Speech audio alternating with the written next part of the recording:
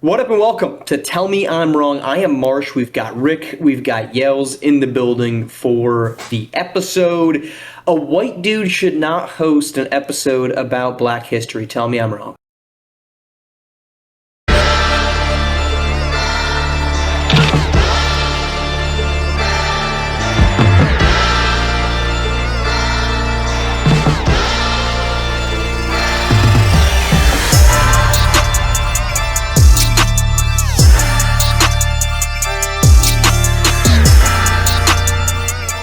Yeah, I'm wrong. Yo, Black History Month. We jumping off really quick. We have to do something. So I'm going to start the topic today. So let's talk about Black history. Black history versus African American history. I think there's been a lot of conversation about the difference. Is there a difference? What the difference is? Since I'm starting out the conversation, I'm going to give my quick little 2 cents about it. Black history and African American history happens to be two things, but kind of one thing, but sort of the same thing, but also equally, terribly, totally something different. And depends on who you ask and what part of the country you're actually in. I know I just said a mouthful, but that's how intertwined this Black history versus American history thing is. I mean, African American history versus Black history thing is. It's very convoluted, yet very not quite clear, but yet still there's some hard lines that's drawn. I'm kind of confused, and I'm a black guy. Yeah, let's take it from here. Tell me I'm wrong. Well, I don't know what to tell you. You're wrong about. I don't know. I'm gonna take this approach. Here's what I'm gonna say. I get where Rick is going. I totally get it. As a black man, I get where he's going, right? But here's what I say. Here's my approach to this one, and I'm gonna put. You know what I like to do. I like to put people on the spot. I think the question is, what's a straight line that you can talk about? Whenever we want to talk about identity, race, sex, if you're a point guard or a shooting guard, right? What's the fundamental foundational line? So here's where we can start, because that's a hard question to answer, as Rick just said. So Marsh, you got some questions? This is your big chance. We're gonna answer some questions. That is not my big chance.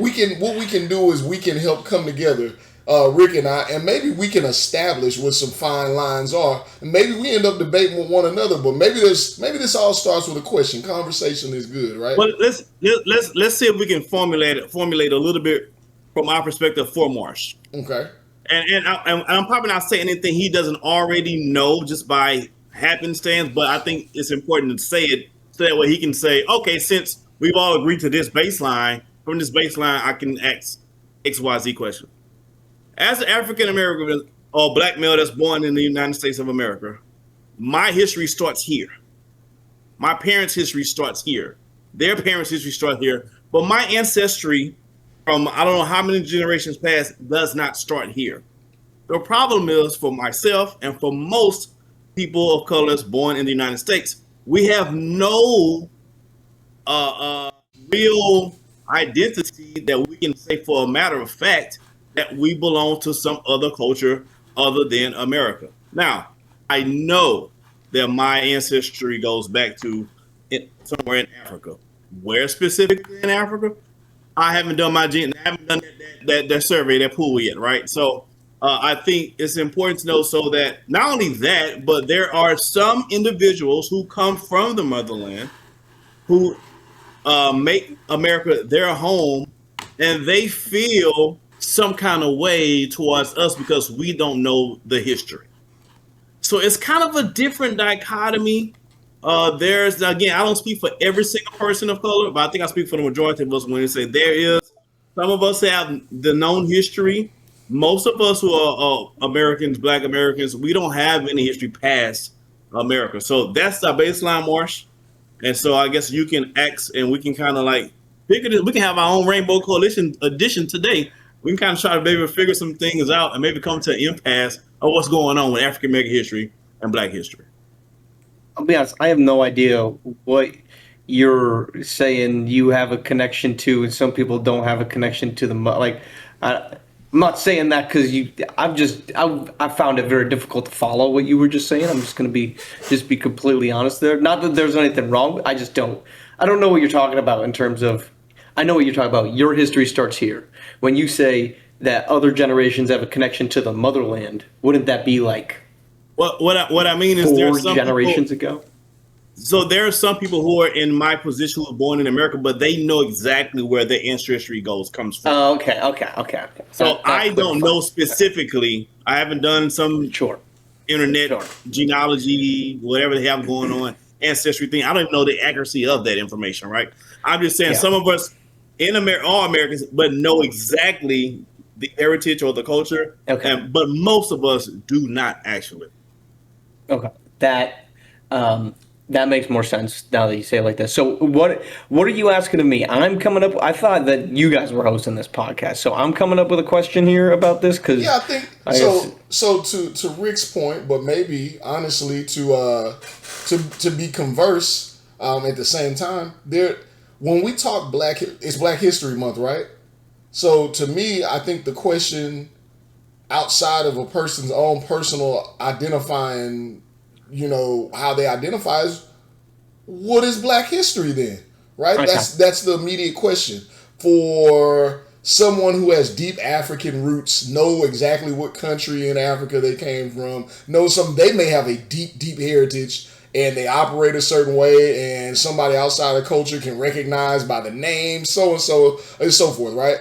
For someone else for a lot of Black people, like as Rick's saying, the culture, their Black history starts here. So somebody may identify with when they first got here, slavery, right? We no need to steer past those words, right? Slavery, people may identify with that. Some people may identify with what was going on in the 70s, right? And Black, MLE, right? And a lot of people, the loudest voice in the room right now, unfortunately, and this is the turn I'll take, but I don't want to go that direction because it's Black History Month, is a lot of the musical entertainment culture. People say that's what Black history is right now, and that's what people actually identify with, which is only roughly 30 years old. So what's the difference between Black history? What's the culture?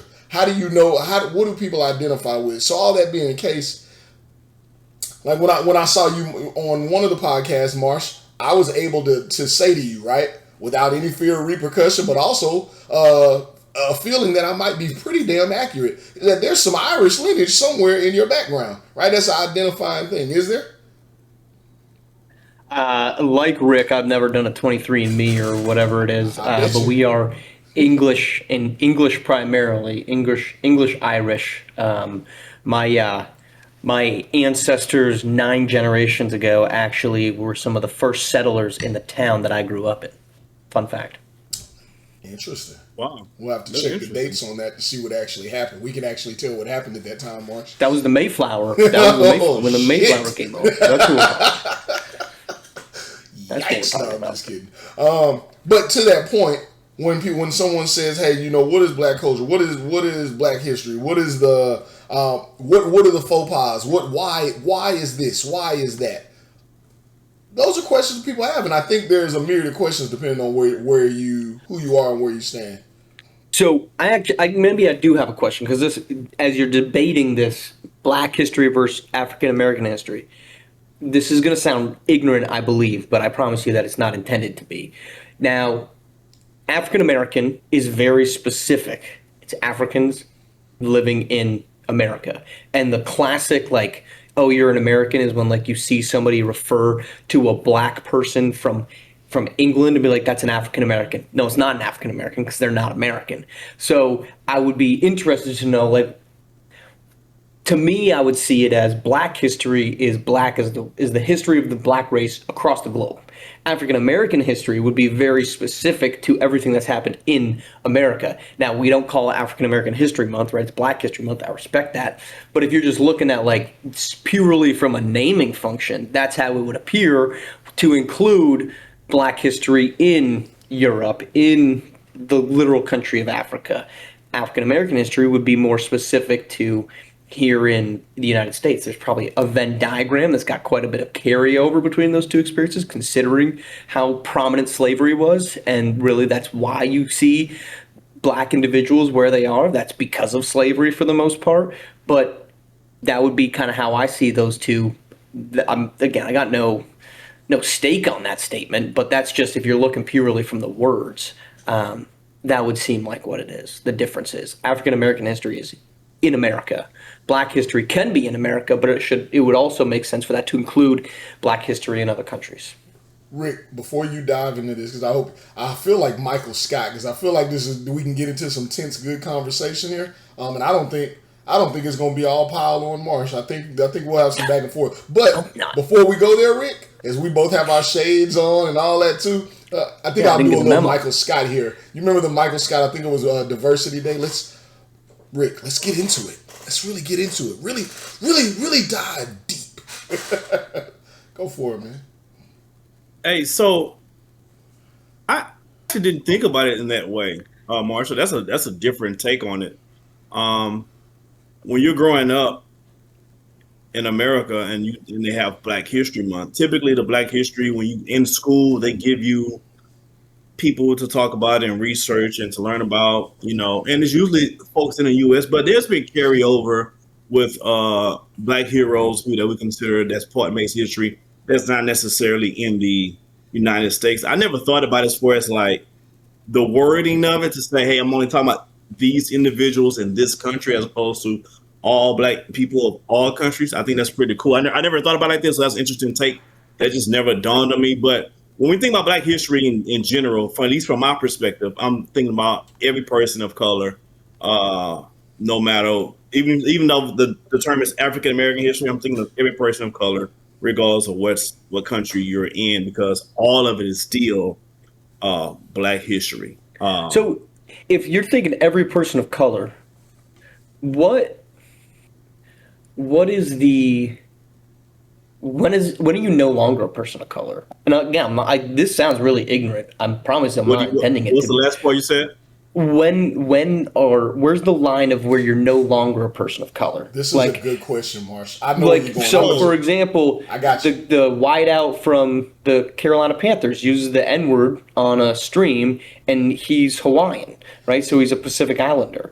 Here's where we'll go. I think I'm not going to dive directly into that question, but I think we're kind of trying to ease our way into what we can and what we can't say and what kind of conversation it is. So a lot of Black culture in America is convoluted, right? And I think I think the issue is convoluted on both sides. I'll go ahead and be the person that straddles the fence. I'll be cognizant of the audience in the room because I've been told about that. But just being honest. So there's a lot of confusion for people, anyone who is not Black, about what is acceptable, what's not acceptable, what are the rules, how do you classify. But even within our own culture, there's a misunderstanding as to why things occur. We accept some things as misnomers, but we really don't get into the details of who we are. So I'm going to throw a couple things out there, and maybe they're relevant to what you're saying, but they're across the lines of the things we talk about. When Black people first had their freedom in this country, and at that time, the goal was still to identify us, right? No other race really had that at that time. So the expectation or the marker was even 1% Black meant you were Black.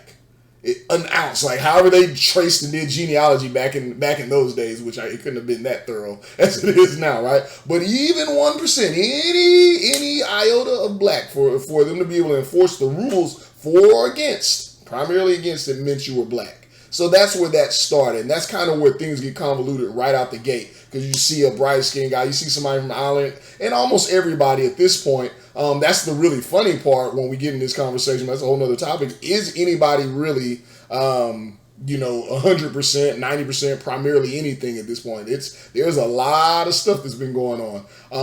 But even down to like heritage, like when people kind of look at stereotypes of different cultures or why do different backgrounds do this, like a lot of people don't know that people, and I won't even start with Black people, don't really understand why Hispanic people eat what they eat. Well, they eat what they eat from the region that they were in and what they had available. For Black people in America, we eat, the soul food where it came about, where people like that, they ate that as that's what they had. People knew what to cook in Africa, but they came to America where those items weren't available, and all that was made available for them were the absolute scraps that were left, and they had to figure out how to put them together. So in 2026, that's why someone would eat something that you may say, my God, how did you eat that? Well, they figured out how to make it delectable, and it became part of the culture. So there's a lot of things that go back historically to explain things. Go ahead, Rick. Oxtail's $40 right now.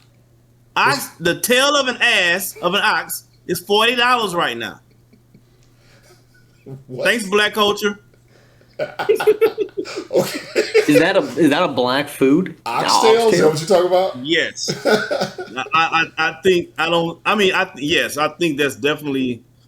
I don't see any. If I go back in time or look at something or visit other people's house not of black culture, I don't remember seeing nobody serving oxtails for like a holiday feast or something. I don't want to get totally off subject. A black person or a non-black person? We can keep this relatively light. None.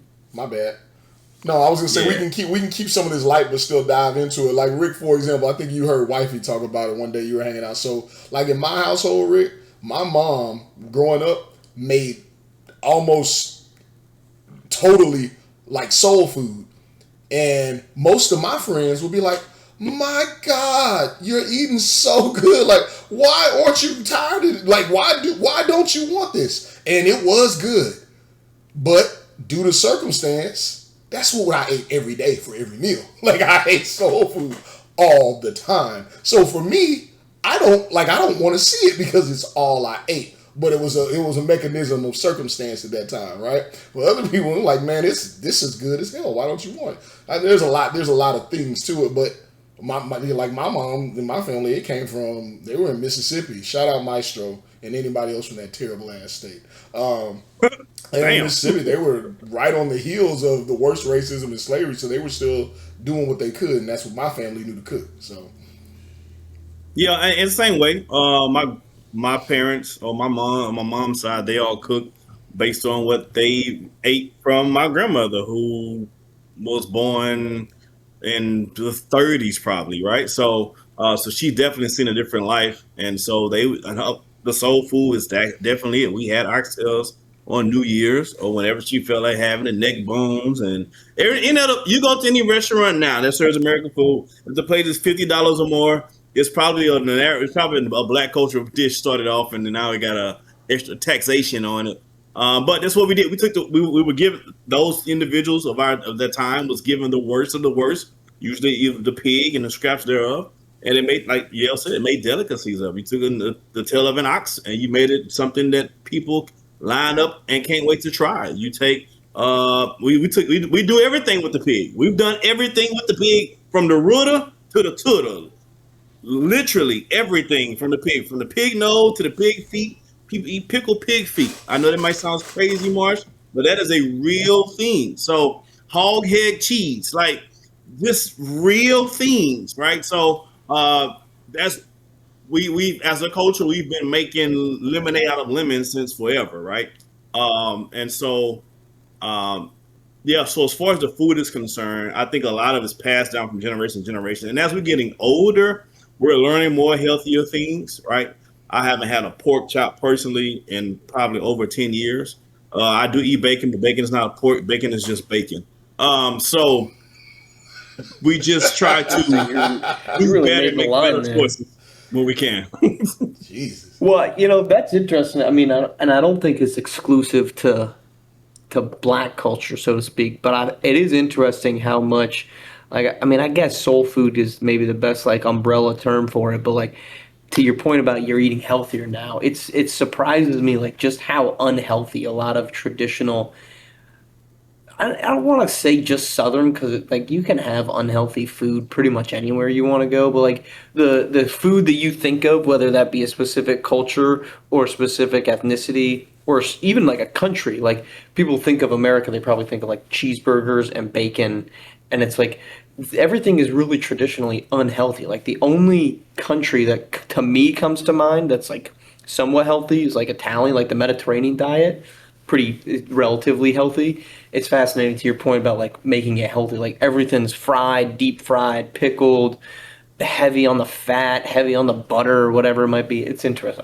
There's no statement there. It's I don't want to stick on food because there's quite a few things, to be honest, I probably would like to talk about. I just don't know how we foray into them. To be totally go honest. right to them. But on the food front, again, it comes down to the availability and what you're able to do with it. So in a lot of other countries, there's access.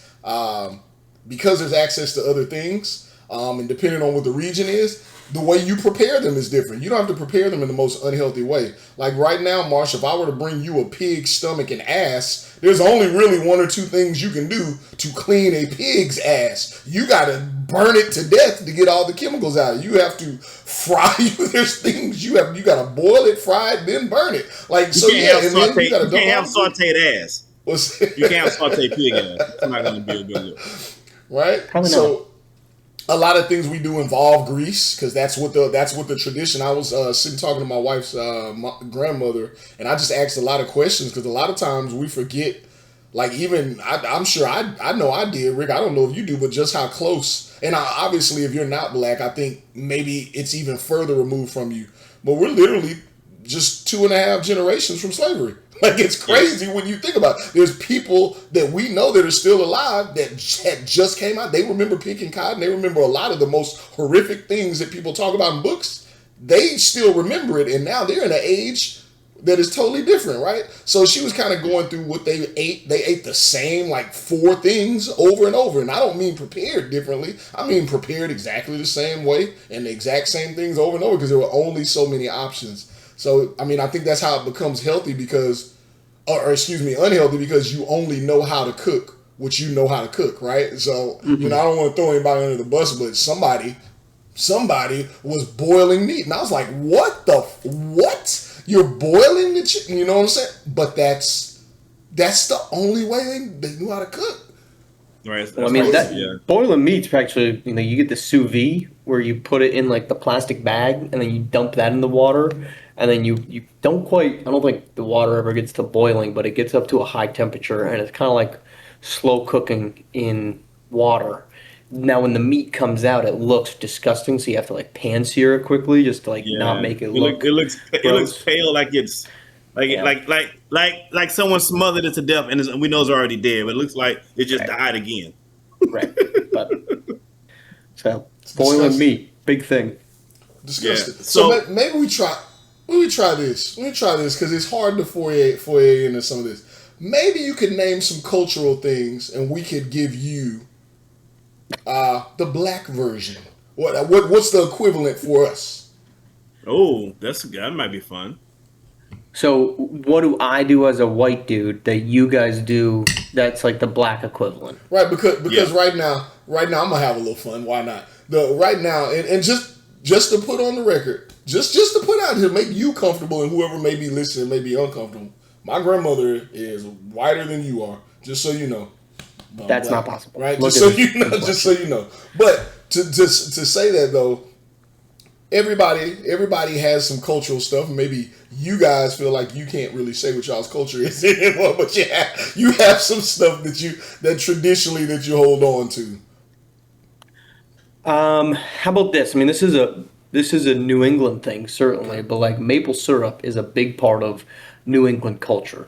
It is like you would struggle to find somebody, especially in Vermont, like the 6 degrees of Kevin Bacon. If you talk to 6 people, there's no way all 6 of them don't either have involvement or a family member that is involved in making maple syrup. It's a huge cultural thing, very specific. Yeah, is maple syrup one of those things in New England or in that area where it's used past just for breakfast? It's used past breakfast? Oh, yeah. When I think of maple syrup, I only think about it from a breakfast standpoint. Oh, you came to the right place. I mean, so my dad makes maple syrup. All right, let's set the table with that. He's been doing it for probably 40 years. Award-winning maple syrup, breadloafviewform.com. Check it out. And so you can use it for your maple or your pancakes, your waffles, whatever. But I used it this past weekend in making a espresso martini. Replace the simple syrup, use maple syrup. You can put it, certainly over your any like meals, like oatmeal. You could put it in. Really, any place that you would use sugar or like brown sugar or white sugar, you can replace it with maple syrup. Not any place. Yeah. Let's see. So if I want to make a soda, Oh, well, I don't know. It's- I'm not making soda. Okay, I guess not any place. I'm thinking like If I want what to, normal people are if I want making. a sweet, if I want to make a sweet drink, a sweet beverage of any kind, Maple syrup. You should do, and honestly, you should do maple syrup. Like I would argue, because it's a better sugar for you than like, it's very comparable. Why they say like you should use brown sugar over white sugar, because brown sugar is Right. better for Goddamn you right. than white sugar. It is Maple it's Black syrup. History Month. Let's use power to the Brown power better to the than brown white. sugar. Power Yeah, to the brown brown- sugar. Right. Hell yeah. Maple syrup's the same way. It's a better sugar for you than maple syrup. So if you're making a drink, if you just want to like maple, if you make like boiled carrots, right? That's a very common thing to do. You can add maple syrup to it, and it makes it a very sweet dish as Wait. opposed to. What's the purpose of boiling carrots? So you cook them, so you soften them up, but To you do can use what with maple them? syrup To do what with them to after eat that? carrots. I don't know. Eat carrots. I don't make carrots. We don't. that You don't often. put them in the oven and let the oven do the. No, I don't eat carrots. The only time I eat carrots is if I chop it up and make like bolognese. That's the only time I use carrots. See, Rick, But that's a whole nother thing though. While you're doing it. Again, I don't want to call stay it on. spaghetti. We call it spaghetti. Bolognese. Y'all call it bolognese. We call it spaghetti. Well, no, because when I get but spaghetti's the pasta. Like spaghetti's spaghetti. Spaghetti's a long noodle. Spaghetti and Bolognese is meatballs. a dish. Spaghetti and But meatballs. that's not bolognese. Bolognese isn't spaghetti and meatballs.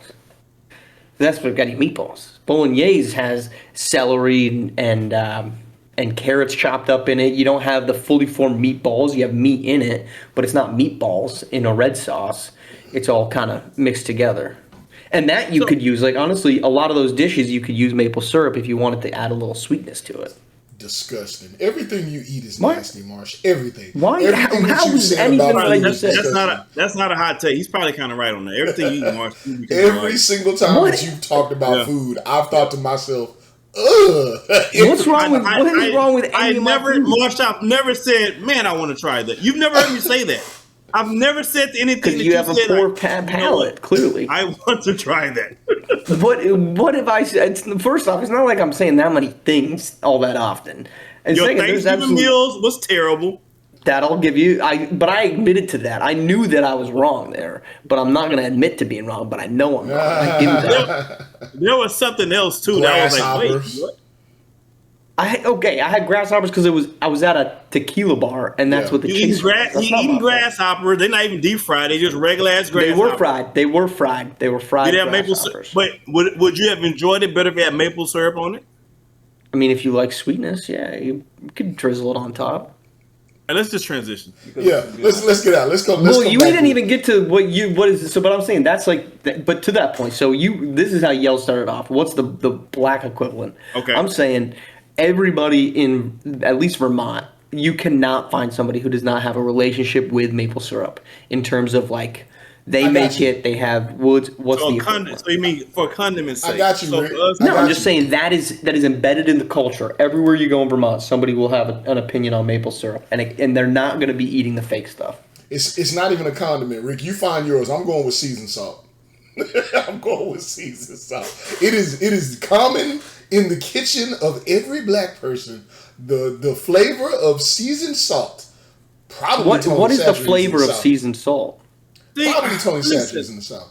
I 5 years ago, I would agree with you hands down. We've come a long ways now. We don't do all this. We use little herb de Provence now. We don't just use seasoned salt like that no more. What we can- switch up with garlic powder, onion powder, that type of thing. So if I had to pick one thing that all black households have a relationship with and has used it for more than what the initial intent someone may think. Like I thought for maple syrup, I thought just breakfast. But Marcia said, hey, now this item you can use for a myriad of things. For me, for black folk, I think that would be ketchup. That's not what I thought you were going to say. Ketchup. Everybody uses ketchup. For everything, White people use ketchup. White people might be the most egregious users of ketchup. Really? Oh God, white people are gross with ketchup. I don't like ketchup, so I'm allowed to name say this. another way. So you've used ketchup to No. thicken up your tomato sauce in your spaghetti. I don't. Let me clarify. I don't like ketchup. I think ketchup's disgusting. So But you eat I have pizza. not done that. What pizza? I'm going somewhere. I'm going somewhere with this. I'm talking about people that like put ketchup on their I'm pizza. sure of it. Ketchup. Yeah. So ketchup. But you saying that's not a colloquial thing. Everybody feels the same way about ketchup, except for you. I'm the minority among white people in terms of I don't like ketchup. But I've seen people put ketchup on everything. Eggs, tomatoes, mac and cheese. What about hot sauce? We do hot. We go real crazy with hot sauce too. Yeah, but white people are babies. So They don't so like hot sauce. hot. And then Well, sometimes or we mix the ketchup with hot sauce and it makes its own really, concoction too. wow. Does that like lessen the like how hot the hot sauce is? Is that kind of like watering down the hot sauce? Yeah, it becomes like a spicy ketchup now. Okay. I kind of got off the ketchup train when they used to have the purple ketchup, Purple and then when they ketchup. stopped, yeah, purple ketchup in the 2000s, early 2000s, late 90s, they had purple ketchup. Hold on, let me find it. Wait, what? Edible ketchup Yeah. that's purple in color? Yeah, it was called Easy Squirt, and it was colored ketchup. They had purple, they had green, they had red, all this stuff, Who made that? blue. Heinz. Really? Oh yeah, dude. This maybe that's the white version of it, I guess. Yeah, dude, big time. That was a big deal. That That sounds was horrendous. I mean, I don't know how it tasted. I was 8 years old, so but it was dude. Easy Squirt was great. Yeah, I see why they don't sell it those colors no more, right? Yeah, I mean, there was definitely something wrong with it. I mean, their audience was like, imagine being an adult and being like, "You got any Easy Squirt for this burger?" Like, no, you up until you're 12 years old. Once you turn 12, that was their demographic, like 4 to 12, and then that's such a small demographic. Like, you need to appeal to a larger group. But like, trying to be sophisticated and be like, ketchup or mustard on your burger. I'm more of a purple Easy Squirt kind of Yeah, guy. purple ketchup guy. You don't have purple Right. ketchup. People be like, get the fuck out of here. Leave the Yeah. barbecue right now. Yeah, that's great. Jesus Christ, Marsh. All right. Okay. All right. Let's. Rick, I know you had a really interesting take on it because I know another topic I want to. This is such an odd topic, but it's an important topic, and we can have fun with it. We can go in depth. Let's be a little more serious, but with a little angle. Rick, I know you had a little segment where you talked about the difference between Malcolm X and MLK, and you talked about Black Panther, Yeah. Coogler's Black Panther, right? Yeah. What was your take on how that was portrayed on screen? It'd be interesting for everybody to hear that. Yeah, so when you think about the movie that Ryan Coogler did, Black Panther, I'm talking about the first one specifically, with Chad Boseman and Michael B. Jordan as Killmonger. I think, in my opinion, I haven't talked to Coogler, I have not read any magazines or any articles to confirm this to be his thought process. But this is how I saw it, and this is why I love the movie, because for me, Black Panther in that movie represented Martin Luther King, which means, hey, I come in peace. I mean peace. Leave me and my people alone. We want to be peaceful people. Now, if you come do what's wrong, we will fight back and we will do what we have to do. But I come in peace and I'm just here to serve my people, which is all good and great. To me, Killmonger represented Malcolm X. Yeah, I want to come in peace, but I've recognized that you're not doing right by my people. So I'm not saying leave me alone in peace. What I'm saying is I'm taking a fight to you now. And this is what I'm going to do. And in the movie, to me, it was Killmonger. I love the movies, those types of movies, and this one specifically, where the antagonist is only the antagonist based on your perception. They wanted the same thing. Black Panther and Killmonger wanted the same thing, to protect their people. They just had very vastly different ways of going about accomplishing that. And so to me, I thought that was the better.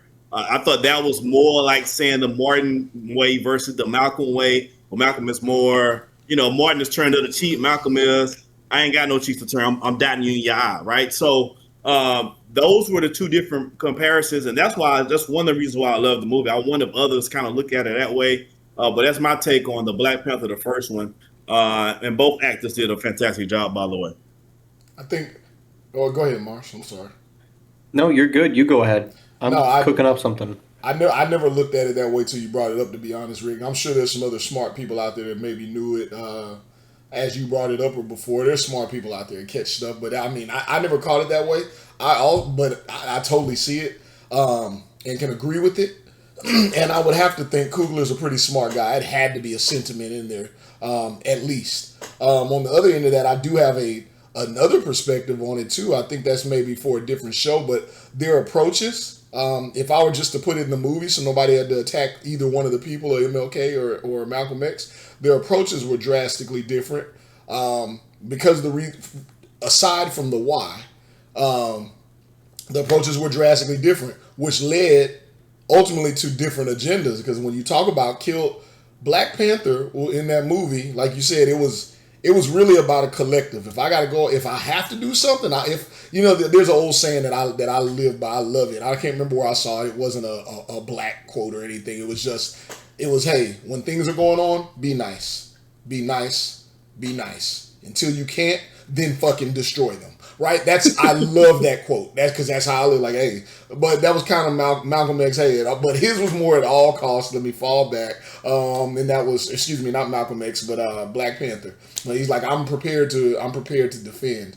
But he also knew his place. He knew his rightful, throne. He knew where he stood on the throne. There was nothing suppressed.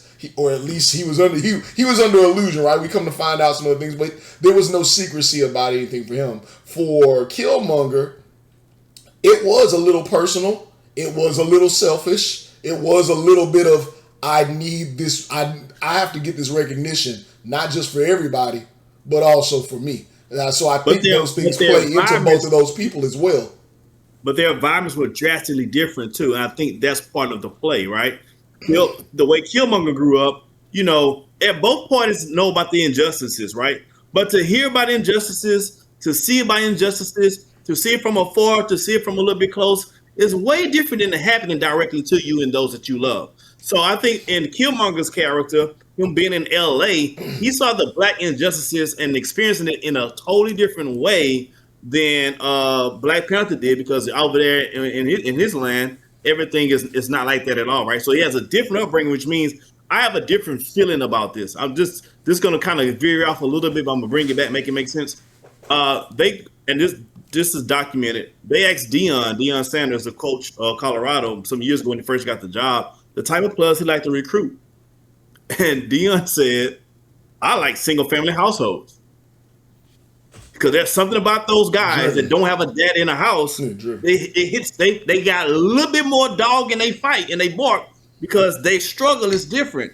And so Killmonger represents those people who, if they struggle was different. So when he says I want reparations, he's not waiting for you to give him something. He said, I'm going to come to your front door and I'm going to take it, Jack. And his upbringing caused him to have that type of spirit, as opposed to Black Panther's upbringing. He didn't have that type of spirit because that wasn't the direct. That wasn't what he was dealing with directly himself. If that makes sense. There's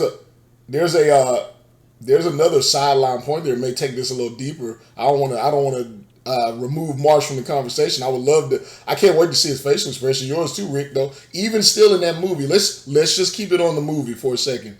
And if you would like to place that on a Malcolm X and a MLK, or even how black people operated at a certain point in history versus now. Black Panther said, hey, I'm not going to cause any problems with the other nations, aka the white man or whatever it was. I'm not going to cause any problems. I don't hate them. I don't love them. I'm not, there's no animosity. But we only do black shit around here. We only do Wakanda. That's how he operated. He was very separational about how he approached things. On the other hand, Killmonger, who everything you say stood for, he said, let me work. I can't remember what to do. He worked with some very atrocious people in order to accomplish what he needed to. He worked directly with the people he didn't want to deal with. The white man. He worked directly side by side and said, this is how I need that to get to what I'm trying to get to. He didn't separate himself. There was a little bit, and it wasn't assimilating, but he was like, hey, I'm going to use every resource. I understand what the white guy has. I understand what this particular party has that I need. That's how I uplift myself to get where I need to go, because I understand the hierarchy. He did do that. No, but yeah, I mean, that's true, but he also had to. You didn't have access.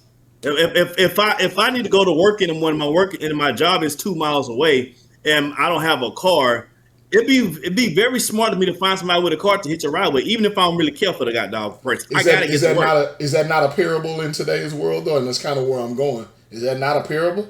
Don't we all have to work together? Even if we would all like to isolate ourselves, right? Wouldn't we have to work together? At some point. Absolutely. But the thing is, choosing to work with someone and having to work with someone is two distinctly different things. And I'll leave it at that. Marsh, what's your thoughts? I know you probably got a lot of them right now, right? I mean, I like the analogy and the connection. What I think, where I go to it is not necessarily how are they, who are they and which one are they related to, but more so it makes me wonder of, on both fronts, who was more right? So like MLK and Malcolm X assassinated within 3 years of one another. So we never get to see them play out their vision of the civil rights movement of the 60s, right? Again, very different visions. We do in Black Panther, if we're just going to relate it back to that, we do see that it's going to follow King T'Challa's, I always butcher his name, but anyway, T'Challa, thank you. We see that he is the one that ultimately it's his vision that they're going to play out. And ultimately what we see is that things aren't all rosy for Wakanda. They get an attack on their home soil, and one of the biggest parts of the Infinity War takes place in Wakanda and not elsewhere. So like even under that approach of we want to be treated equal, and we want to have our rights, and we want to be left to our own devices however we want to, it still ends up coming to their doorstep. So to me, it kind of makes me wonder more to the real world, like what way does play out better? If you take the Killmonger approach, the Malcolm X approach, where it's very brash in your face, I've got to work with who I've got to work with, but only to work with them to meet my ends. Because let's be honest, we can sit here and say that whether you're black, whether you're white, whether you're anything, if you got to work with somebody else, unless you are white, you've been taken advantage of for somebody else to get progressed, right? So you can't sit here and say, well, if we're black, we got to just work with black people. We can't work with, if we're Killmonger, I can only work with Wakandans. I can't work with the bad guys. Why? You're exploiting the white guy. You're exploiting the bad guy in the same way that they exploited you to get to the point that they are. So to me, that's where I wonder. It's like, okay, we kind of saw the Malcolm X, the MLK route showing up in Black Panther and the rest of Marvel. I'd be curious, again, to real world, like what approach would have paid off better? What would MLK's approach have put black people in any different situation than they are right now? Would Malcolm X's approach put them in any different situation than black people are right now, which is a lot of progress, but we still see so much of disparity and inequality. And I mean, you can make the argument that today's world is what it is because we had a black president, right? Because it pulled out all the negativity. I guess that says where I'm saying, but that's what I wonder is what approach would have been. I don't want to say more successful because that sounds like it both failed, because I don't think they did. But I'd be curious what would be different if either of them was not assassinated and their views were able to be played out. Now to answer that is to go down a very deep rabbit hole. Sure, 100%. Because that's such a layered. We do have that's a a break really good coming question. Up before you dive all the way in. We do have a break coming up. But go ahead. Oh, but yeah. So I'll make a short, a very long answer short. That's when we spin the block and we start talking about culture again. Because when you lack culture, and you lack, you and us three on right now on this show, we're very different people, come from very diverse backgrounds. But the reason why we can be on this show together with all our differences Is because we have a common baseline. So at the end of the day, we can agree, we can disagree, but no one's ever going to get out of pocket because we all share the same baseline. That's why we agreed to assimilate together, right? The problem when you start talking about black people or black heritage as a whole is we all have, because we lack culture, one culture that everybody can go to together and say, hey, this is all us.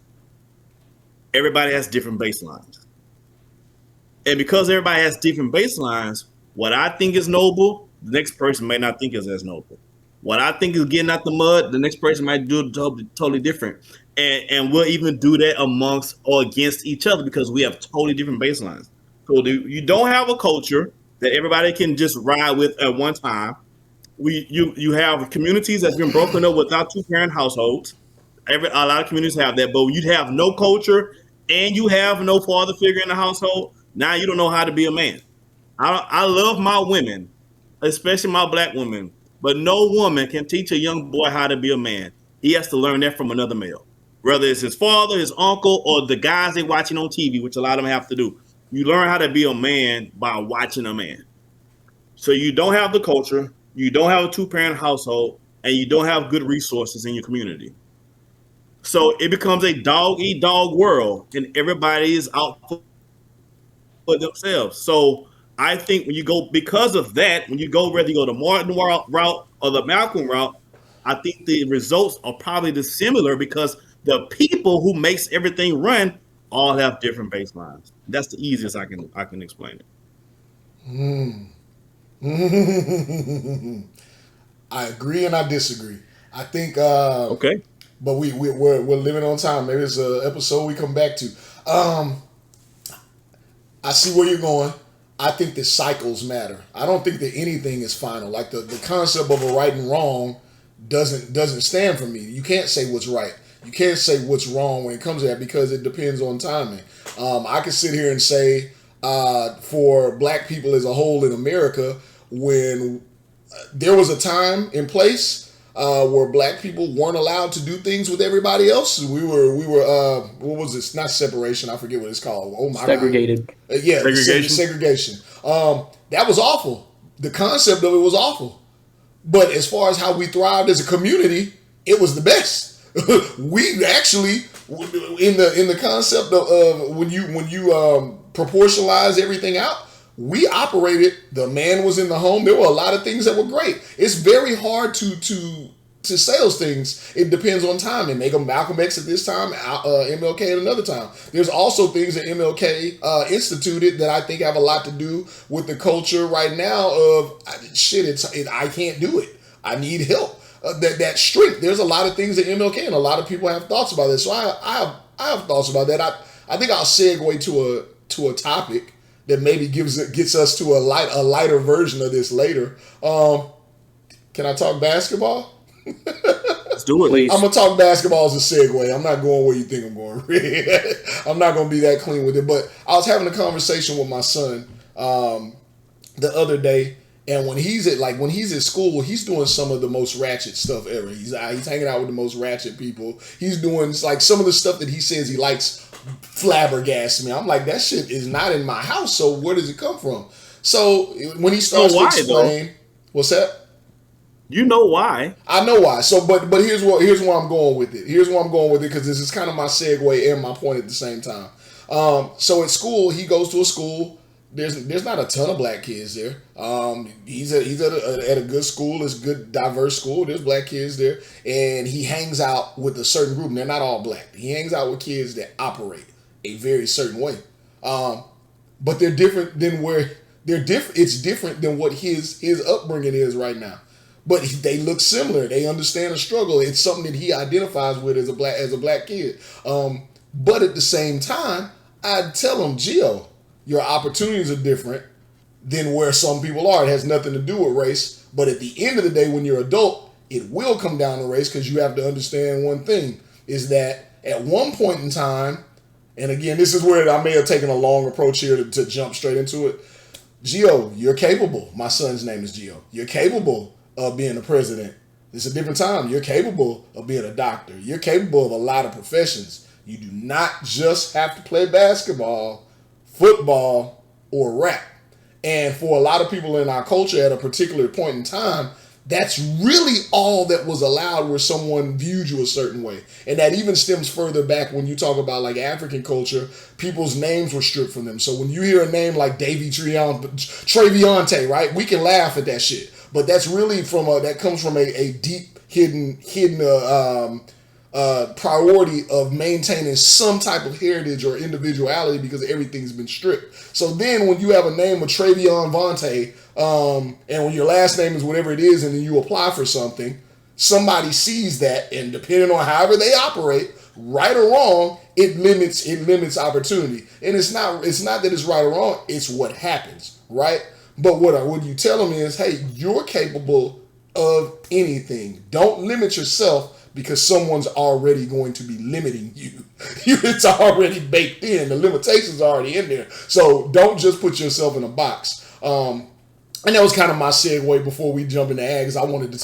I did want to talk basketball, and I thought, I don't know if Adam Silver or Stern or whoever back in the day decided to make All-Star Weekend fall right in February for a reason. But I sure love that he did it. Sure love that he did it. Just wish he didn't do it on Valentine's Day. Hey, so as it relates to the game, I thought two things. One, the 3-point contest is as popular as I don't want to. We can't dive into it yet. We got that ad. We're at that time. We got to not pay the bills. We have not paid bills yet. All right, let's pay the bills then. Marsh, I think it's time you pay these bills. Oh boy.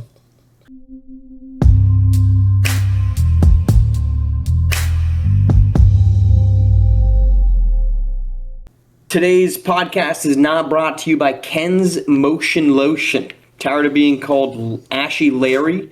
Trying to figure out why Shanika smelled so good when she passed by in those hoochie shorts? Get yo ashy ass some TLC. Ken's Motion Lotion, cause why not?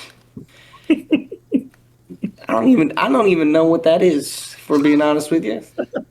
You got a couple directions, but I beg you to say "get your assy ass" again, please. Please say it again. Say it again. Get yo ashy ass some TLC. I don't know, but I'm not diving in. We're not breaking down the ad read here. I've seen, believe it or not, I've seen many ashy white people. So that's terrible.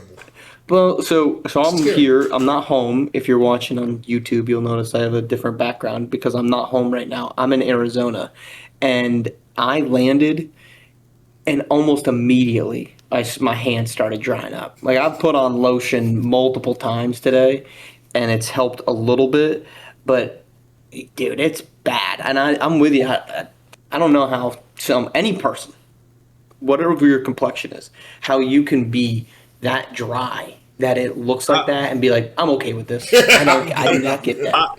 I have a confession to make. Please. I've never seen a white ashy person. I would bet. And let me say, not because I'm not saying every white person I've ever seen has on lotion. I'm saying when a black person doesn't have a lotion, I can see that shit from a mile away. A white person don't have on lotion, I can't tell if you have on lotion or not. I'm really, I don't know what that looks like. Unless I'm like really like inspecting your hands like that, but just face value or just looking at you, I couldn't tell if you had on lotion or not. But I can tell if Yellz didn't touch them knees up because it's going to show. It's going to look like chalkboard. It's going to look like chalk on his knees. So I think that's the problem. I can tell immediately. You guys, that sounds really bad, but I already said it. Black folk, it's a lot easier to tell when you got dry skin, right? Because I had a friend growing up, he was Indian, but he was very, very dark skinned. And he would scratch himself, like just itch his arm, and it would leave marks, right? Yeah. And at the time, like, I had no exposure to know what anything was, but clearly it would be the colloquial term as ashy. But I think with white people, when you scratch yourself, or if you have an itch or you have dry elbows or whatever, the dry skin doesn't stand out as much. So it's just harder to tell. But I think that white people. I mean, maybe it's a good topic to be even discussing on this episode. I don't think white people lotion up nearly as much as the black community. At least speaking male, I think females Oh, no, across they the don't. board I are, don't are think pretty. people do. I don't think people give a shit about being lotion. I've seen some ashy people, and I'm just like, my God, that looks uncomfortable. I It looks. I think very it's, uncomfortable. but I'm saying I think it's predominantly white people. Yes, Is so I'll say this for a lot of for almost every black woman I know, putting their on some lotion. sort of a lotion Yeah. is part of their after the shower routine. Yeah. That's their I would say that regular before I go to bed. every woman. Yeah, every woman I know, every black woman I know, that's embedded in their nightly routine. They're gonna Yep. take a shower, they're gonna brush their teeth, and they're gonna lotion themselves, their full body. Yep. And so, yeah, so a woman gonna run through the cocoa butter like crazy. That's just what Yep. it's gonna be, Well, and we love it for it. but Let's- I'm saying white dudes they do not. Like I was talking to somebody the other day and I said, yeah, I went and I put on moisturizer and I got like a look like you like I was talking about I use face cream because I like to have like not dry skin. And I said, yeah, I had to leave the gym early so I could not get stuck at a drawbridge. And I said, yeah, I had to leave early, so I was in the parking lot and I was putting my moisturizer on my face. And they looked at me like, Yeah, you I know have what like they a said face too, routine? Marsh. I can think of a couple things they said. Well, I'm not. What'd they gonna say? What'd they say? Go ahead and say. I feel like your friends made some jokes. Oh, these were no, these were women. They were surprised that it was. Okay. They The were like, women were what, you- surprised, they were which surprised, means at- they're not using it their damn selves. Yeah. or their husbands don't, which I think is the more accurate statement. Their husbands do not moisturize. They do not probably have a do, routine. just in the bathroom. All right, so Just they, not, just they not get the parts lotioned they up can with see. just one hand, Marsh. Okay, Just not the parts they can see. we're not. I'm staying out of that conversation. What you Yes, do in your we are. bathroom with every lotion is perfectly up to you. Yes, you we do- are. you do- Marsh's friends' wives. This is what your husbands are doing in the bathroom. Want you to know they're moisturizing one part of their body with one hand. Good for That's them. what's taking Good so for long. them. Good for them. Did anybody see the All-Star Weekend? Did anybody watch All-Star Weekend? I had it on the background. I had the game on. I didn't watch any of the. You didn't watch any of the events? No, because the dunk contest sucks, and I'm not alone in saying that. But I don't. I just don't. It sucks. I was back and forth. I was in Vegas at the time, so I caught some of it, but not everything.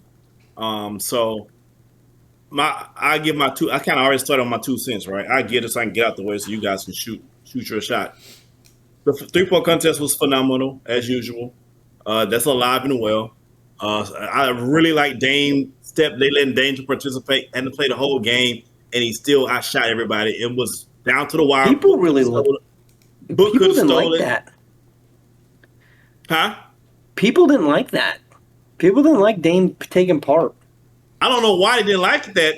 I'm with You you. don't have many individual characters left in this league. You better hold on to every single individual character that you have left, because when they're gone, you are in trouble.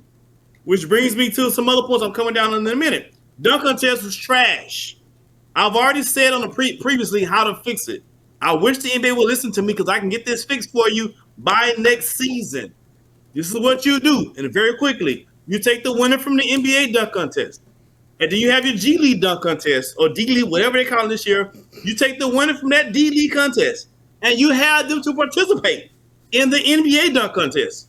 Kind of like what they've been doing with Mac McClung, because he plays the G League. They called him up on the 10-day just so he can participate, and then drop his ass back down at the end of the dunk contest. So you have a dunk contest in the G League. Let the winner participate in the NBA dunk contest. Well, what does that do? Well, that breeds competition. Because now the NBA players are going to say, ain't no way I'm letting a guy from the G League come to the NBA and take my trophy. Now you have at least 2 competitors that out of the 4, hopefully, that's going to give a damn. The G League going to dunk his ass off, because everything's on the line for him. You're going to get his best performance, and there's going to be one out of those 3 players in the NBA that's going to give a damn, that's going to say, no, I'm not losing to the G League guy. I think you do that for a couple of years, you'll get some good guys. Moving on to the game. Did you see what Mac McClung said? What did he say? He said that NBA guys were telling him that they were not competing because he was showing up, and they didn't want to get embarrassed by that. That's And what I so was that's getting ready why to he say. didn't. If I could That's Suckers. jump why he in, didn't. Rick, I That's why don't. he didn't do it this Bunch year. of suckers, man. How long you gonna go? If you gonna go for a while, I'm gonna jump in and get some points in. If you on the tail Go, end, go right? ahead. I was just Go saying ahead, that. Yell. No, so I loved All Star Weekend. I'm gonna tell you now. I always here's what I'll say. Here's what they got right, and then I have some feedback. I'll be short winded. It started with Celebrity Game for me, which I always love the Celebrity Game. If you go watch it, that's No, fine, Marsh. Make your faces. You also drink maple syrup on everything. I don't trust you. So they that's perfectly fine. I'm not putting an owner. I'm not putting an owner of the league in a game and calling it a celebrity game. I'm not so taking my beat reporter and putting him in a game saying it's a celebrity game. they No, so what they I'll had say, NBA guys in there. in spite of what we may assume would happen and what we've seen, they were competing. They were fouling. I mean, they were calling fouls. I was entertained. It was good, and they had people. They were running sets, and they were running them successfully. They were like, it was crazy. Like they had people in this past year that played ball. Like it was hooping going on. I guarantee you some of the hooping is better than what y'all are doing when y'all go to the court. I guarantee what was going on in this year's Celebrity Game was the truth. Then you got 3-point shootout. I'm all in with what Rick had to say. It was amazing to see Dame do what he did. I thought Knipple may stand out there, but I was like, Dame. I was like, Dame's a competitor. Dame was working on that shit while everybody else was enjoying festivities. I knew he was going to win. Well, that's 'cause And all it was he can great do. to see him in it. Yep. Skills challenge was cool, seeing them how they kind of used a theme for each team, the Brunsons and all that. That was awesome. Dunk contest. I'm not gonna say it was trash. Here's what I'll say. As we all know, where were the fucking personalities, right? I'll come to that in a minute. There were no names in it. That's what ruined it. But there were some young kids who understood what the dunk contest was about. They had some personality.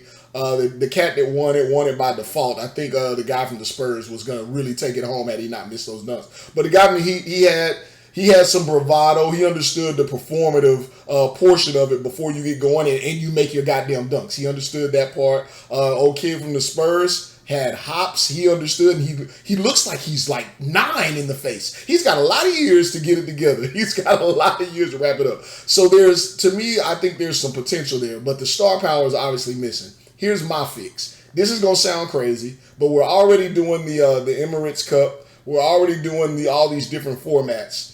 Rick, to your point, Marsh made my point right after it. The counterpoint is that they don't want to compete. Far more people in the NBA than you would imagine that make millions of dollars don't want to compete at any level. They don't want to be shown up. They want to protect their reputation. They don't want to compete. This is even in games. That's why they sit games out. That's why basketball. That's why they didn't shoot buzzer beaters. Because they were so afraid that they were going to lower their 3-point percentage that they wouldn't shoot half court shots. Protects their reputation. It sounds good to say they're competitors. They're not anymore. But here's where you can push them in a goddamn box and say, are you a competitor or do you want money? And what I'm doing is, out of all the money they make, I'm giving the winner of the dunk contest somewhere between $1 and $3 million, and maybe even 5. But more importantly, what I'm going to do is their team gets some type of advantage in something at some point. Your team has the poly for you, and you got to turn that shit down because you're scared of the competition. You're gonna get, for you individually, you getting $1 to $5 million in your pocket, and you get an extra if there's a head-to-head or a tie or some shit coming down the end of the season. Your team gets an advantage. You gonna do it now, Bron? You gonna do it now, Ja? You gonna do it now, AE? You gonna do it now, Zion? Like, there's for no one to be in it, and some of these guys are on ass trash teams. They have no reason not to do it. That's my solution. I think your problem is that now it makes the game unaccessible for somebody who's not paying attention to that, right? So let's say you got two teams that are tied, and you say, yeah, well, the Spurs are going to get the 2 seed over the Nuggets because Ron Harper Jr. or whatever his name is went and won the dunk contest. Well, what does that matter? They have the same number of wins, and the Nuggets won head to head. Yeah, well, Harper had a better dunk contest, and and De'Aaron Fox won the skills competition, so they get 2 extra bonus points. So it just like when you're trying to have everything be based off the game, then it makes it difficult. It's why like I'm not a big fan of, as they're doing lottery reform right now, and they're saying after a certain point you start to win games, you get points for it, and it's like that's just dumb. Like there's got to be simpler ways to do it. But you were a fan of doing. I don't know soccer like that, but the soccer match scoring. It's no different. We're moving into an age where people like put a patch different on their jersey. They're the dunk winner. That's the kind of shit people care about, right? Give them a patch, give them a boost. Like everything should have a value to it. Everything. I don't think you can give the entire team an advantage because one for a player dunk the ball kind of good. You know what I'm saying? And he might, and the guy from Miami, no knock on him, like you said, he won by default. So was he really the best dunker that night? Right. So what now? They keep home court advantage in the first round? Yeah, I don't know how you. So I think my idea is the most solid idea. They're not going to compete, Rick. It sounds good. It's a great idea for you because you're going to be like, you would say, I don't want somebody from the G League. Marsh just said what they said. Like, I don't want. I can imagine before I'll shut up. When they first started asking LeBron to do it, I knew that I saw LeBron do maybe 2 to 3 type of flashy dunks in a game, and he cared about his persona where he would never do it. I knew that so many years ago that he would never do a dunk contest because his money is made off of his persona. He can't lose a dunk contest and be LeBron, so never do it. So I don't. First of all, I don't think that's why it is. He's not a great showman dunker. That's what I'm saying. A fact. So he's not a showman dunker. It's not because. When he did it, he was in dunk contest in high school. So we saw him dunk in high school. It was trash because he's an in-game dunker. He's not a showman dunker. Right. That's why he's a power dunker contest, is what he is. Not because he's going to lose, because that's not his forte. They gave him the in high school because he was by far the most popular person on the planet at the time. But he should have lost that mug in high school. And I'm sure he said then, I probably shouldn't participate in these again because I'm not as good as these guys are. So I think his competitiveness, if he knew he could do those crazy dunks, he would compete. I think he's that kind of competitor, but he knows he's not a creative dunker. He's an in-game dunker. So that's LeBron's never a good idea for a dunk contest. I don't know why people have been missing his name forever. He's never a good idea. He doesn't have the showmanship for it. They've been mentioning it because he's a star. That's the only reason. But that's like saying put Larry Bird in dunk contest. That's not what can Larry Bird dunk? Yes. Do you want to see him dunk against other people? No. But Michael did it, and that's the comp is that they're saying Michael did it. A lot of greats did it. Right. That's the whole point. They were great dunkers. You were correct. But you're missing the point, Rick. You're missing the whole point. No, I'm hitting the exact point. No, you're missing the point because you're assuming that they're competitive like in the way you are. They're not. You're leaving that part out. That's so long as the brand doesn't get fucked up. LeBron is competitive if he knew that suited his skill set. That does not suit his skill set. This man is still playing in the All-Star game as many minutes as he wants to. He's definitely a competitor. He could have sat this entire All-Star game. He has nothing to prove during All-Star weekend. He could have took his vote and set his ass down. He is a competitor. He's just not a great dunker, and he knows this. That's why he didn't do it. I would say that you have offered up your solutions to All-Star Weekend. Here will be my solution, but I'll start with that. They should have the in-season tournament championship game. It should replace the All-Star game, or it should replace Saturday night, right? So it should replace the dunk contest, and maybe have the 3-point contest lead into it, and then you have the game, or maybe the 3-point contest is at halftime or something like that. If you wanted to keep it so badly, but All-Star Weekend is not savable.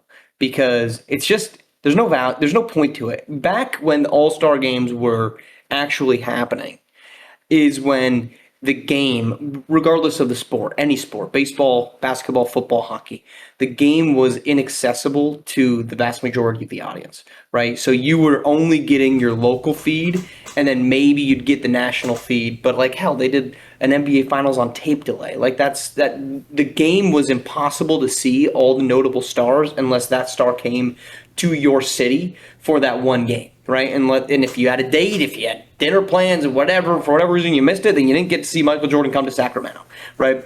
But the game is so accessible now that I don't need to wait for the All-Star game to see see Kevin Durant, to see LeBron James play. I don't need to wait for then to see Jokic. I can put them on whenever I want, right? And national broadcasts have made it so that the game is accessible. Now, was the All-Star game more competitive this season under the new format? Yes, it was. I enjoyed having it on in the background, but I didn't care. And I think that the vast majority of fans don't care because that's why they keep trying to figure out a solution to it. In my opinion, the way to save All-Star Weekend is you put the in-season tournament there. It makes more sense. You're not putting everybody out for a whole week off. Which is what they do in December. You actually have something that kind of marks the after this, everything else is the next playoff push. I know they did it early in the season for people that care about it, but it almost is too quick. But frankly, I'll say I don't think there's any save in All-Star Weekend, and also I don't care. I really don't. It could be the most competitive game ever. I don't care. I do not care about All-Star Weekend. I'm not 12 years old anymore. I think Marsh is burnt out on it, and that's fine. A lot of fans are burnt out on it. So if you're not going to do the dunk contest because there's no saving it, the only thing that could replace it. But if dudes not competing in dunk contest, they definitely not competing this. Well, I would suggest a 1v1 tournament with the players versus players. Yeah. But if you're not competing in dunk contest, I guess you're not play 1-on-1 either. That'll be as equally exciting as the dunk contest if they was to do that. You got as far as the All-Star game, the All-Star game. I think the All-Star game was really good. I think it was competitive. I was at the airport and I was just watching, just passing by, and I found myself standing there watching the game. About to miss because I was getting mad. I was about to miss the rest of the game. The game was really competitive. Why? Because you have the U.S. versus the world. See, when you put it when you put a bunch of competitors in a room together, and everybody. And this person says they're ready to compete. You look real stupid when this person says they're not ready to compete. Hey, that's why I think you should have the best competition at the same time. That's why my idea for dunk contest works because I got somebody who's ready to compete. No, you telling me there's not another who soul? You got ready to compete? There's not another soul with a heart that says I'm ready to compete. I know that at least one more got a soul if they ready to compete. So to your point, I didn't like this. I wasn't a big fan. I didn't hate him or anything. I didn't like him, but I'm a big fan of him now. I think he looks goofy as shit. He's the reason it was competitive, and it was Wemby. Wemby came out and set the tone, and he gave a shit. So shout out to Wemby for making it competitive, but you got to have somebody that cares. That's a rookie. It was none of the other stars, to be honest with you. And guess what? And guess who answered the bell? My guy Anthony Yellz. Yeah, he got into it too. He said it. Hey, Wemby set the tone, and I was like, all right, cool. Hey, and neither one of them. I don't care who you are, what setting you are. There's a top dog in every setting that you go in. The point is, you put people in a position where the top dog rise to the top and let those pansies fall down to the below. And to your point, the old guard was the pansies. They absolutely gave. They were like, let this game. I don't give a shit if we lose by 30. They're not competing like that at this point, especially in that type of exhibition. And that's what I'm saying. They come out for a little bit and then it just fades off. I also wanted to note this before we get out of here, though.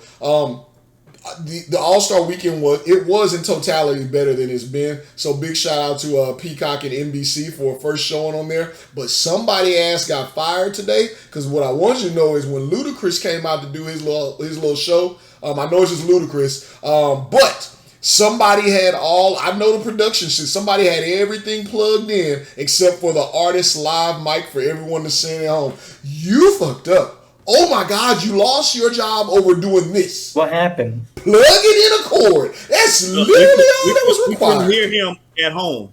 Damn. So it's like his mouth is moving. Yeah, so you heard there's a plug-in. It's literally auxiliary. You plug it in. The reason why we hear everything at home when we do, you're not hearing the speakers. There's a line that plugs in that's all you're supposed to hear. Everyone else hears everything. And you could hear everything else except for all the vocals. It was insane. Was it for the whole performance? Yep.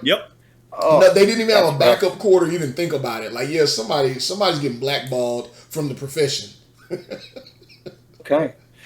All right. Well, I texted you two about something, and it is very not in the brand of Black History Month, but I wanted to bring it up anyway. So before I get to that, is there any closing thoughts that y'all have on everything that we get there? Because to Yell's point, sounds like we're wrapping up here. Yeah, I think there's a lot more we could talk about there. Then we don't have to wrap up. No. At some point.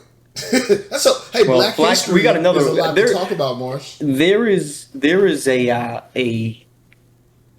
a segment, if not a whole show, that I want to do. Uh, that I think Yellz knows about it. Rick doesn't, and I'm not about to say it right now. So I think there's going to be time to revisit that because there's something that I really want to do that I think will be entertaining. Um, I just wanted to shout out. It's the Winter Olympics. I've been, as I said last week, I've been locked in on it, and I, I right now Giannis is in some hot water for his ownership stake in Kalshi, which is a money market. No, it's not a money market. It's a betting platform. That's what it is. It's betting, but you can bet on literally anything. And so I was watching the women's cross country sprint. So it was they had multiple heats of four. If you were in top two, you went to the quarters. If you were in top two in the quarters, you went to the semifinals, finals, so on and so forth. And so they're doing the qualifying heats. So I think they had 8 heats of 4 people, and every single woman that they're announcing is like doing one of these and like giving a whole bunch of emotion, super excited that they're there as they should be. And they get to this Swedish chick and they call out her name. Her name was like, I think it's Liz Swan, which I was like, that sounds eerily similar to Lynn Swan, but okay. No relation, and definitely no relation, but also no relation to the story. And so they announce her, and she's got her sunglasses on, and she doesn't do anything. Like she maybe does this, and she's just like sitting in the starting block. I'm like, this chick's gonna win. Like all these other people are being so like, ooh, and all these chicks are like top flight athletes, but they for these little 2 seconds were letting their guard down, and this chick comes on and she's just like, she won gold. She friggin' dominated the field. And this is why I love cross country, because I know I can't do it. So when I'm watching it, I'm like, you're obviously better than I am. Any sport, any athlete that's at the Olympics is better than I am. But on a sport I know I can't compete in, and she just dominated. It was awesome to watch, and it's why people should be watching cross country, because you could tell right off the bat she was not losing. And that's it. That's it. I just want to shout her out. If you're Adam Silver and you're the NBA execs, and you're still trying to figure out who's your next big star, he showed himself again last night. I mean, on Sunday night. Anthony freaking Edwards is your next big star, especially if you're looking for an American star. He is it. He does it on the court. He has personality off the court. I'm not gonna talk about his personal business. I'm not getting to that. He has good hot takes.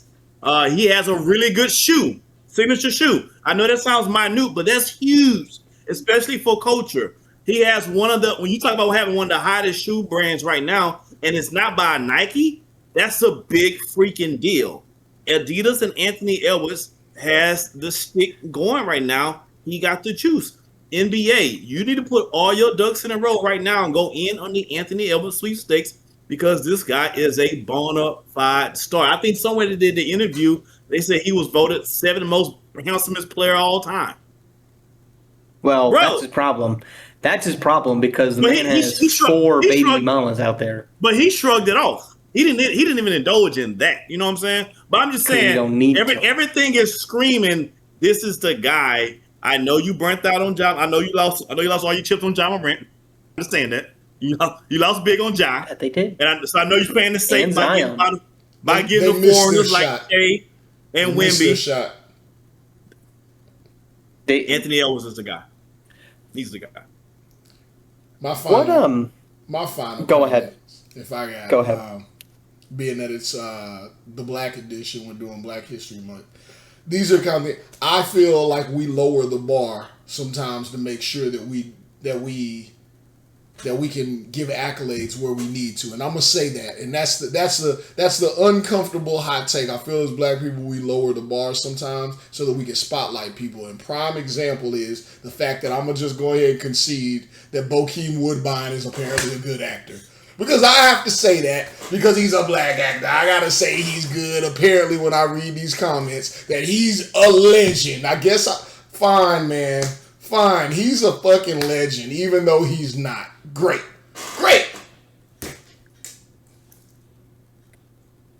Think people care about that now? I'm done. He's That's black. that's your Putting- So parting now shot. I have to say he's great. You're right. I concede in the comments, guys. Well, all right. Well, we're glad that you finally admitted that he is great. Yeah, So legendary thank you for icon. Yeah. legendary icon. Well, congratulations to what's his name? Bokeem Woodbine? Exactly. I always forget his name. Don't you talk down on Legend, Marsh. I learned the You guys hard hate way. anything? You hate anything, or are we good? No, I love everything. No hate. No hate in Black History I love Month. That's how everything it this should month. be. Holla at me in March. I'm gonna hate everything in March though, but everything in April, in February, I love. And April. You And can hate April. everything in April too. Just That's get true. over It's my it. birthday It's a month. good month Yeah, for him. It's a really good month. Great for month. him, Yeah. Great month. All right. Great month for the world. I think April should be National Healing Day. National Healing Month. The I mean, day of the technically month. it is. Okay, It's the there we first go. month of the year. We can talk about that another time. April. So is there another on the dot? If I Google, is there a National Healing Month already that exists? There's I don't know. There's a month for there's a National National Healing Donut Month. Day. So there's definitely a National Healing Month. Let's see. I bet it's some weird day month like October. This is how we're gonna close it out. This is how we're closing National it out. Healing Month. October. I told you something stupid like October. That's crazy. There you go. October is recognized as National. Oh I'm yeah, I sorry. actually did know. It's No, is I'm that sorry. National I'm Mental wrong. Health? That's Mental Health. It's not Month, healing. right? It's National Hearing Month. There's a lot of things we could say right now. There's a lot of things we could Google say. pulled a fast one on it. I typed in healing, and Google gave me the answer for hearing. So apparently Google can't hear. I can't see that either. So there's a lot of comments we could make. Probably because you both have sunglasses on, and that's why you were unable to pull that one off. I can see it though. We will reconvene next Thursday. Appreciate you tuning in. Shout out to our production team, which is one man. He had his sunglasses on this day so he could actually produce.